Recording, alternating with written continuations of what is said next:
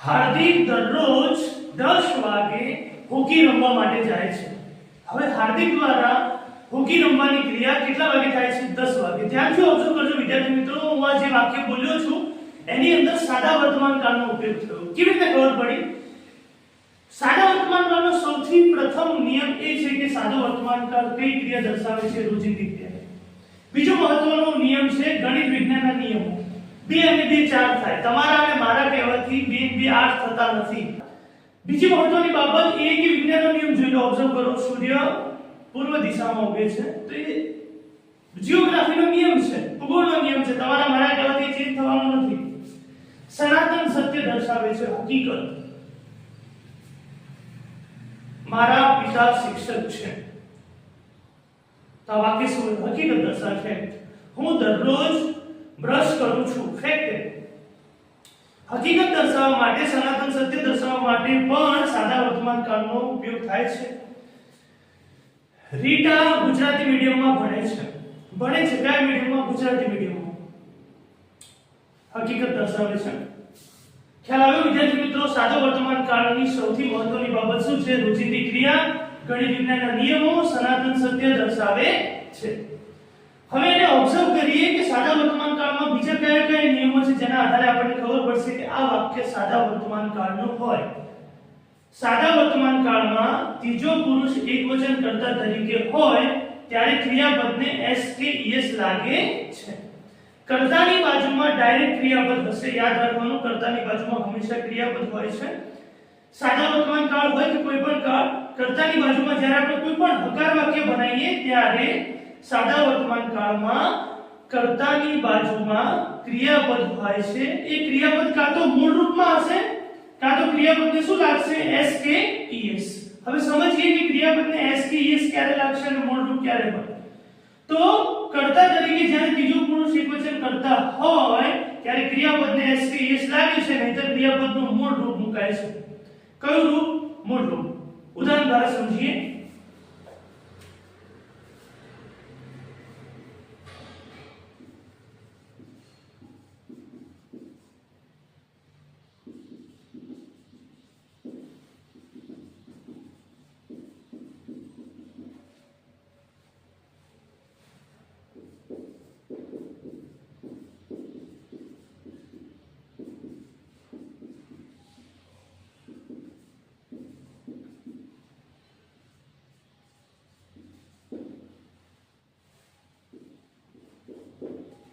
ધ્યાનથી જોજો વિદ્યાર્થી મિત્રો, ચિલ્ડ્રન પ્લે અને ચાઇલ્ડ પ્લેસ। ચિલ્ડ્રન અહીં બહુવચન થઈ ગયું। જ્યારે પણ બહુવચન કરતા હોય અથવા તો ત્રીજા પુરુષ એકવચન સિવાયનો કોઈ કરતા હોય તો ક્રિયાપદનું કયું રૂપ મુકાય છે? મૂળ રૂપ।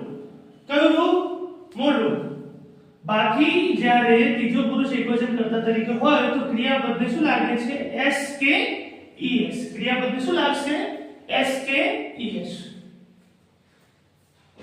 ત્રીજો મહત્વનો પોઈન્ટ સમજવા લાયક છે સાદા વર્તમાન કાળમાં કે જ્યારે સાદા વર્તમાન કાળનું નકાર અથવા પ્રશ્નાર્થ વાક્ય હોય તો ક્રિયાપદ પછી કર્તા પછી do કે does મૂકવામાં આવે છે। નકાર વાક્યમાં કર્તા પછી do does મુકાય છે, પ્રશ્નાર્થ વાક્યમાં કર્તા પહેલા do does મુકાય છે। નકાર વાક્યમાં કર્તા પછી do does મુકાય છે અને પ્રશ્નાર્થ વાક્યમાં કર્તા પહેલા do does મુકાય છે। હવે ધ્યાનથી સમજજો, નકાર વાક્ય કેવી રીતે બનશે? આ જ બે વાક્યનો આપણે નકાર વાક્ય બનાવીએ।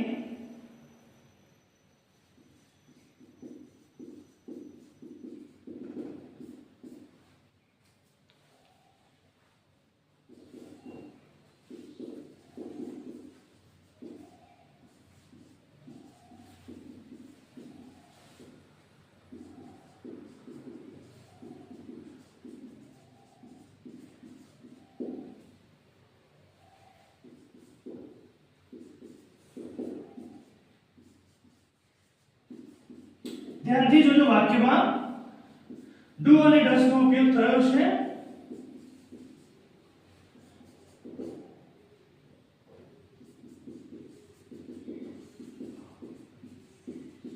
do does નો એક મહત્વનો નિયમ છે કે do does જો વાક્યમાં આવે તો ક્રિયાપદનું મૂળ રૂપ આવશે। do does પછી ક્રિયાપદનું કયું રૂપ આવશે? મૂળ રૂપ। યાદ રાખજો વિદ્યાર્થી મિત્રો, વાક્યમાં જ્યારે ડુ કે ડઝ નો ઉપયોગ થાય છે સાદા વર્તમાન કાળમાં ત્યારે ક્રિયાપદનું મૂળ રૂપ આવે છે.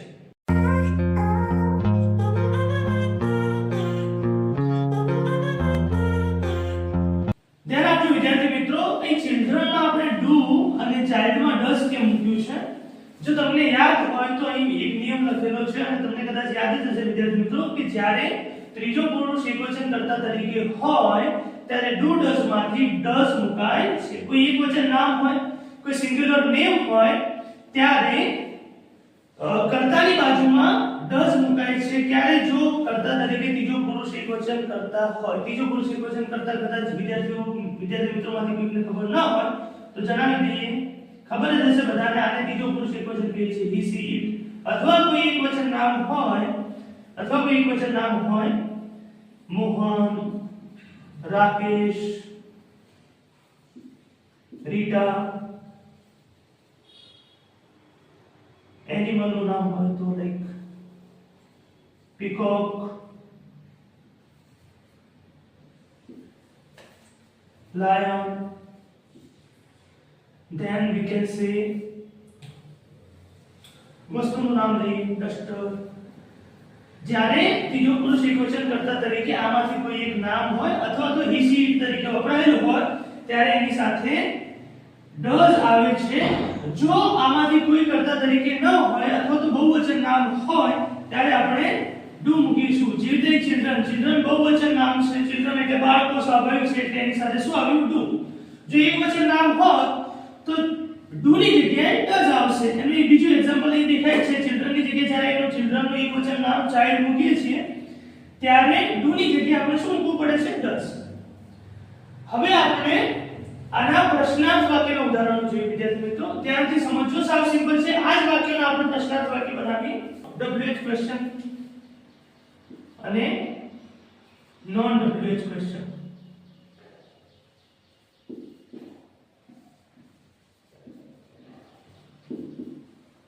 WH અને નોન WH ક્વેશ્ચન.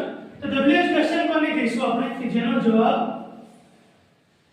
શબ્દો વાક્ય અથવા વાક્યોમાં આવે છે, હાનામાં નથી આવતો. એવો WH શબ્દ કે જેનો જવાબ શબ્દો વાક્ય અથવા વાક્યોમાં આવે છે. જે ઉદાહરણ તરીકે જોઈ લો, what does your father do? તમારા પિતા શું કરે છે? My father is a teacher. તો what is this type of a sentence? જે આ વાક્ય હતું એ વાક્ય કયું હતું? પ્રશ્નાર્થ વાક્ય. નહીં પણ કયું પ્રશ્નાર્થ વાક્ય? WH પ્રકારનું કે what does your father do? તમારા પિતા શું કરે છે? તો આ વાક્યનો જવાબ યસ નો માં નહીં આવે વિદ્યાર્થી મિત્રો. જે તે ચિલ્ડ્રન વાળું હતું, what do children play in the park? બાળકો મેદાનમાં શું કરી રહ્યા છે, શું રમી રહ્યા છે? તો બાળકો means children play cricket in the park. હવે ધ્યાનથી ઓબ્ઝર્વ કરજો, what ની બાજુમાં આપણે do કેમ મૂક્યું? કારણ કે કર્તા તરીકે આપણો બહુવચન નામ હતું. કર્તા તરીકે શું હતું? children, બહુવચન નામ. યાદ રાખજો, જ્યારે બહુવચન નામ હોય કર્તા તરીકે ત્યારે WH પછી આપણે do કે does માંથી કોઈ એક મૂકવાનું હોય. બહુવચન હોય ત્યારે આપણે do મૂકીશું. બહુવચન હશે ત્યારે શું મૂકશું? do. અને જ્યારે એકવચન અથવા ત્રીજો પુરુષ એકવચન કરતા તરીકે હોય અથવા તો એકવચન નામ હોય ત્યારે આપણે શું કરીશું? does મૂકીશું. જે બીજું ઉદાહરણ લઈએ જેમાં એક બાળક ચેસ રમી રહ્યું હતું તો what do ની જગ્યાએ શું આવી જશે? does. What does child play in the park? પાર્કમાં બાળક શું રમી રહ્યું છે? તો child plays chess in the park. Simple. યાદ રાખવાનું, જ્યારે સવાલમાં does આપેલું હોય અને એનો જવાબ આપીએ ત્યારે does નીકળી જાય છે અને ક્રિયાપદને શું લાગે છે? s કે. ધ્યાનથી જોજો. child plays chess in the park. યાદ રાખવાનું જ્યારે વાક્યમાં ક્રિયાપદને એસ લાગેલો હોય અને એનો સવાલ બનાવીએ ત્યારે ડઝ મૂકવું પડે અને જ્યારે સવાલમાં ડઝ આપેલું હોય અને એનો જવાબ લખીએ ત્યારે ડઝ નીકળી જાય છે ક્રિયાપદને શું લાગે છે SKES શું લાગે છે SKES હવે આપણે આ WH ક્વેશ્ચન જોયા હવે નોન WH ક્વેશ્ચન જોઈએ નોન WH ક્વેશ્ચનમાં કે લાંબો ફેરફાર નથી નોન WH ક્વેશ્ચનમાં WH સિવાયના શબ્દોનો ઉપયોગ થાય છે જેને આપણે સહાયકારક ક્રિયાપદ કહીએ છીએ શું કહીએ છીએ સહાયકારક ક્રિયાપદ યાદ રાખવાનું છે સાદા વર્તમાન કાળમાં જ્યારે નોન WH ક્વેશ્ચન બનાવીએ છીએ ત્યારે ડુ ડઝ નો ઉપયોગ થશે શેનો ઉપયોગ થશે ડુ ડઝ નો વાક્ય બનાવતી વખતે વાક્યની શરૂઆતમાં સૌથી પહેલો શબ્દ ડુ કે ડઝ હશે ચાઇલ્ડ વાળું ઉદાહરણ લઈ લઈએ તો does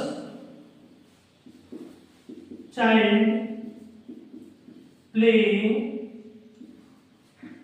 chess in the park